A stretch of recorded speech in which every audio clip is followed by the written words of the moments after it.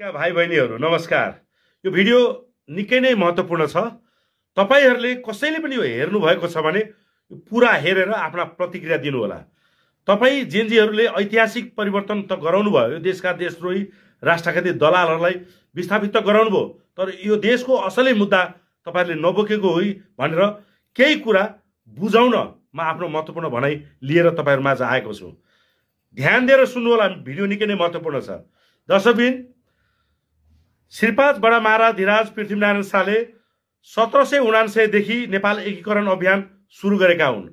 1779 मा जन्मेका श्रीपाद बडा महाराज पृथ्वीनारायण शाह जम्मी 19-20 वर्षको उमेर हुँदाखेरि विशाल नेपालको परिकल्पना गरेर यो देश निर्माणमा तरबार र भाला खुकुरी अनि भरुवा बन्दुक बोकेर अगाडि बढ्नुभयो। जम्मा 1200 घरधुरीमा रहेको गोर्खा राज्यले आफूभन्दा वरपरको ठूला राज्यहरूलाई जित्न सक्छु र विशाल नेपाल बनाउँछु भन्ने परिकल्पना कसरी गरेको थियो कल्पना गर्नुहोस्।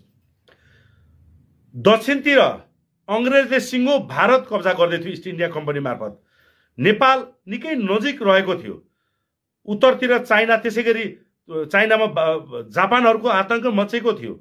यस्तो अवस्थामा यो देश बचाउनलाई एउटा 18-20 वर्षीय युवा पुस्ता जो गोर्खाका राजा बने, उनले विशाल नेपालको परिकल्पना गरेर अगाडि बढे। हिस्ट्री र इतिहास कहिले पनि बिर्सिनु हुँदैन। 1200 घरधुरीमा रहेको गोर्खा राज्यलाई युद्धको घोषणा गरेर 2224 लाई राज्यलाई एकीकरण गराउँदै लगे। नुवाकोट जिते, मकवानपुर जिते, काठमाडौँ, भक्तपुर, ललितपुर जिते। त्यसपछि पृथ्वीनारायण शाहको देहान्तपछि माता राज्यलक्ष्मी देवी शाह, जो आफैमा जेनजी हुनुहुन्थ्यो, किनकि उहाँका श्रीमान प्रताप सिंह शाह जम्मी 26-27 वर्षको उमेरमा उहाँ स्वर्गवास हुनुभएको थियो, राजा प्रताप सिंह शाह। त्यसपछि माता राज्यलक्ष्मी देवी शाहले पनि नेपाल एकीकरणमा महत्त्वपूर्ण भूमिका खेल्नुभयो। अनि बहादुर शाह, जो आफैमा पनि जेनजी हुनुहुन्थ्यो, सबै 30 वर्ष मुनिका राजा महाराजाहरूले बनाएको देश हो यो।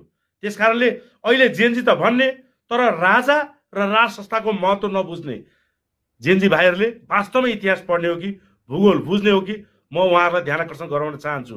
यो देश जेनजी पुस्ताले नै बनाएको हो। इतिहास पढेर हेर्न म सम्पूर्ण आग्रह गर्छु। देशभक्त राष्ट्रवादी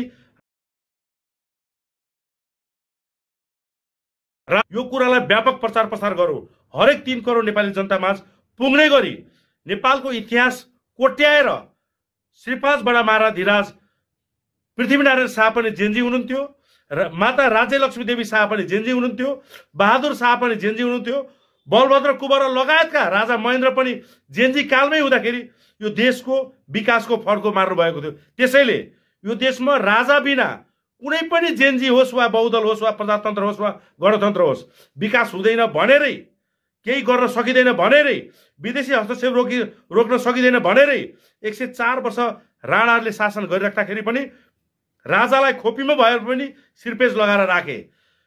बीपी कोइरालाले इन्डियामा गएर इन्डियाको इसारामा पार्टी खोले होलान्, तर अन्तमा देशको माया लागेपछि यो देशमा राजा भएन भने यो देश रहँदैन भन्ने निष्कर्ष निकालेर मेरो राजाको घाँटी जोडिएको छ भने मदन भण्डारले पनि राजा वीरेन्द्र भेटिसकेपछि एउटा राजा रहे केही फरक पर्दैन, तर शोषक सामन्तवादको साम्राज्य रहिरह्यो भने हाम्रो क्रान्ति जारी रहन्छ भने पछिल्लो अवस्थामा दुर्गाजी, स्वागत नेपालजी लगायतका पुराना कम्युनिस्ट नेताहरू पनि स्पष्ट रूपले राजाको पक्षमा खुलेर लाग्न थालेका छन्। यो सबै राजाको महत्त्व बुझेपछि भोलिको दिनमा ढिलो हुन सक्छ। त्यसैले प्यारा जेनजी भाइ बहिनीहरू, तत्काल यो देशभक्त निर्णयमा किन्तु परन्तु नसोची यो देशको सान मान र स्वाभिमान, यो देशको गौरव, राष्ट्रिय एकताको प्रतीक श्रीपाद महाराज ज्ञानेन्द्र वीर विक्रम शाहदेव सरकारलाई राजगद्दीमा राख्नलाई जेनजी युवा पुस्ताहरू नै अगाडि बढ्ने हुन हार्दिक आग्रह गर्दै म बिदा चाहन्छु। जय राष्ट्र।